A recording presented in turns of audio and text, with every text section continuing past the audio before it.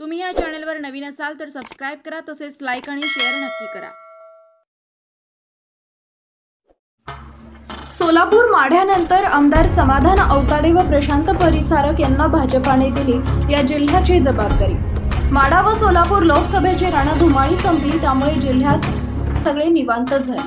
मात्र भाजपने पुढच्या टप्प्यात होणाऱ्या मतदारसंघासाठी निरीक्षक म्हणून जिल्ह्यातील काही नेत्यांना पाठवले।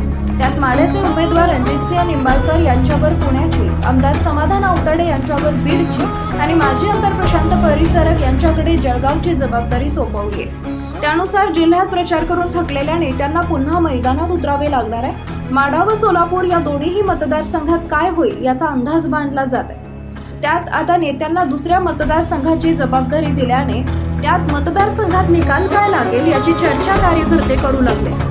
सोलापूर आणि माढा दोन्ही मतदारसंघात विखुरलेल्या पंढरपूर तालुक्यातील राजकारण चर्चेत राहिले। सुरुवातीला विठ्ठल कारखान्याचे चेअरमन अभिजित पाटील हे माढ्यात मोहिते पाटलांच्या आणि सोलापुरात प्रणिती शिंदे यांच्या प्रचारात दिसले।